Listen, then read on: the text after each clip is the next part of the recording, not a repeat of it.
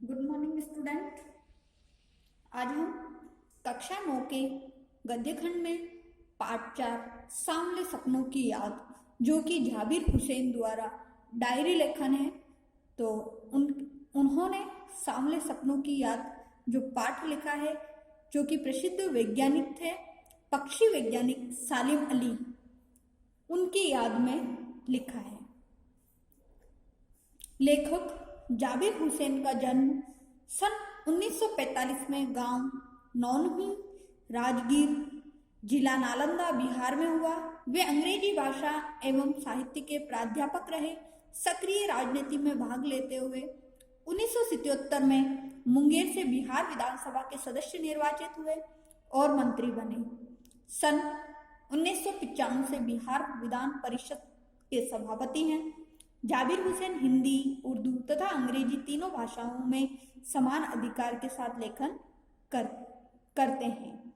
उनकी हिंदी रचनाओं में जो हिंदी में जो रचनाएं हैं वो है जो आगे है: डोला बीबी का मजार, अतीत का चेहरा, लोगा, एक नदी रेत भरी प्रमुख है। अपने लंबे राजनीतिक सामाजिक जीवन के अनुभवों में उपस्थित आम आदमी के संघर्षों को उन्होंने अपने साहित्य में प्रकट किया है। संघर्षरत आम आदमी और विशिष्ट व्यक्तियों पर लिखी गई उनकी डायरियां चर्चित प्रशंसित हुई। जाबिर हुसैन ने डायरी विधा में एक अभिनव प्रयोग किया, जो अपनी प्रस्तुति शैली और शिल्प में नवीन है। तो लेखक जाबिर हुसैन जो थे, उन्होंने अपने मित्र कह सकते हैं या जो प्रसिद्ध वैज्ञानिक तो थे ही, वो सालिम अली, उनकी याद में सांवले सपनों की याद एक डायरी लेखन प्रस्तुत किया था। लेखक जाबिर हुसैन का जो जन्म हुआ था 1945 के नालंदा, बिहार में हुआ था, और वो हमारे जो बिहार क्षेत्र के जो विधानसभा क्षेत्र है उसके सदस्य भी निर्वाचित हुए थे 1977 में। 95 में विधान परिषद के भी सभापति बने थे। फिर उनकी जो प्रमुख रचनाएं थी: डोला बीबी का मजार, अतीत का चेहरा, लोगा, एक नदी रेत भरी। और उन्होंने अपने जीवन में जो अनुभव पाया है और देखा है, वो आम आदमी के संघर्षों को, यानी कि जो व्यक्ति आम जीवन जीते, उन्होंने आजीवन के साथ संघर्ष किया, उस संघर्ष को उन्होंने अपने साहित्य में प्रकट किया है। तो प्रस्तुत पाठ जून 1987 में, यानी कि 1987 में प्रसिद्ध पक्षी विज्ञानी सालिम अली के मृत्यु के तुरंत बाद डायरी शैली में लिखा गया संस्मरण है।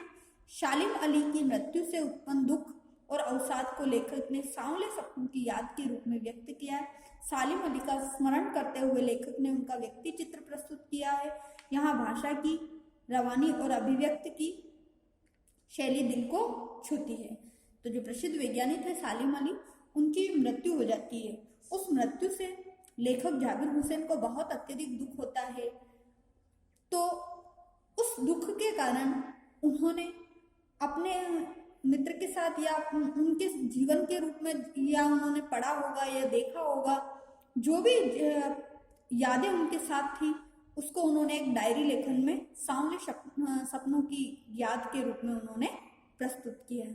तो इस पाठ में हम प्रसिद्ध पक्षी वैज्ञानी जो सालिम अली है, उनके बारे में हम पढ़ेंगे कि किस प्रकार से उन्हें पशु पक्षियों से, प्रकृति से अत्यधिक प्रेम था, और पशु पक्षियों की सुरक्षा के लिए, प्रकृति की सुरक्षा के लिए किस तरीके से उन्होंने अपना पूरा जीवन समर्पित कर दिया।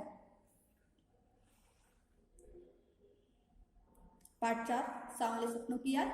सुनहरा परिंदों के खूबसूरत पंखों पर सवार सांवले सपनों का एक हुजूम मौत की खामोशी वादी की तरफ अग्रसर है। कोई रोक टोक सके कहाँ संभव है।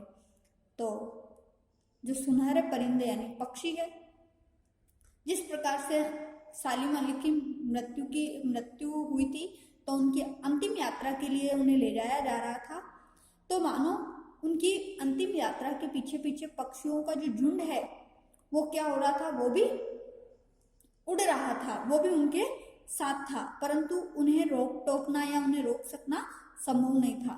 इस हुजूम में आगे आगे चल रहे थे सालिम अली, और उस भीड़ में, हुजूम मतलब भीड़ में आगे आगे किसकी अंतिम यात्रा निकल रही थी? सालिम अली की। अपने कंधों पर सैलानियों की तरह अपने अंतहीन सफर का बोझ उठाए, लेकिन यह सफर पिछले तमाम सफरों से भिन्न है। भीड़ भाड़ की जिंदगी और तनाव के माहौल से सालिम अली का यह आखिरी पलायन है। अब तो वह उस वन पक्षी की तरह प्रकृति में विलीन हो रहे हैं, जो जिंदगी का आखिरी गीत गाने के बाद मौत की गोद में जा बसा हो। कोई अपने जिस्म की हरारत और दिल की धड़कन देकर भी उसे लौटाना चाहे, तो वह पक्षी अपने सपनों के गीत दोबारा कैसे गा सकेगा? तो इस प्रकार से जब सालिम अली की मृत्यु हो जाती है, तो उनकी सैलानियां मतलब अंतिम यात्रा, यात्रा तो जिस तरीके से उन्होंने अपने जीवन रूपी यात्रा को जिया है, तनाव से, भीड़ भाड़ भरी जिंदगी से, तो इस तरीके से फिर वो उनका आखिरी सफर था जिससे वो पलायन कर रहे थे, यानी कि दूर जा रहे थे, हट रहे थे। अब तो ऐसा लगता है कि जैसे कोई वन पक्षी, यानी कि जंगल में रहने वाला जो पक्षी है, वो क्या कर रहा है कि प्रकृति में विलीन हो रहा है। और कोई एक पक्षी है जो गीत, आखिरी गीत गाने के बाद क्या हो रहा है कि जैसे कि मौत की गोद में जा बसा हो। और उन्हें जीवित करने के लिए कोई भी व्यक्ति जिस्म की हरारत, यानी कि जब उसे हल्का बुखार आ रहा है वो, और अपना सब कुछ उसे लौटा कर भी अगर उसे वापस दोबारा गाने के लिए कहे या उस व्यक्ति को जीवित करने के लिए कहे, तो ये संभव नहीं होता। मुझे लगता कोई इस सोए हुए पक्षी को जगाना चाहेगा। वर्षों पूर्व खुद सालिम अली ने कहा था कि लोग पक्षियों को आदमी की नजर से देखना चाहते हैं, यह उनकी भूल है। ठीक उसी तरह जैसे जंगलों और पहाड़ों, झरनों और आबशारों, आबशारों का मतलब भी झरने ही होते, निर्जर, जो कि कह सकते हैं ऐसी वस्तुएं जो जीवित नहीं है, निर्जीव है, वो प्रकृति की नजर से नहीं, आदमी की नजर से देखने को उत्सुक रहते। भला कोई आदमी अपने कानों से पक्षियों की आवाज का मधुर संगीत सुनकर अपने भीतर रोमांच का सोता फूटता महसूस कर सकता है? तो लेखक कह रहे कि मुझे नहीं लगता है कि कोई भी ऐसा व्यक्ति होगा जो सोए हुए पक्षी को जगाना चाहेगा।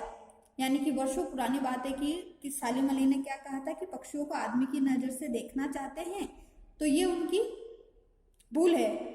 जैसे जंगल, पहाड़, झरने, वो सभी क्या है?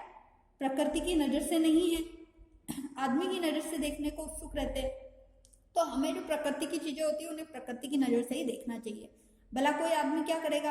अपने कानों से पक्षियों की आवाज का मधुर संगीत सुनना चाहेगा, और अपने भीतर का जो रोमांच है, यानी कि अपने मन में जो प्रसन्नता हो रही है, वो मानो ऐसा महसूस करेगा कि जैसे कि अपने मन में कोई झरना बह रहा हो या झरना फूट रहा हो। एहसास की ऐसी ही एक उबड़ खाबड़ जमीन पर जन्मे मिथक का नाम है सालिम अली। यानी कि इस तरीके से वो भी क्या करते थे सालिम अली कि इस प्रकृति से, इन पशु पक्षियों से इतना प्रेम करते थे। तो लेखक कहते हैं कि इसी तरीके का एक एहसास उनसे भी होता है हमें कि जमीन पर जन्मे मिथक मतलब प्राचीन कथाओं के जो तत्व है, प्राचीन कथाओं में जिनका नाम होता था, वो भी कौन है? जैसे सालिम अली।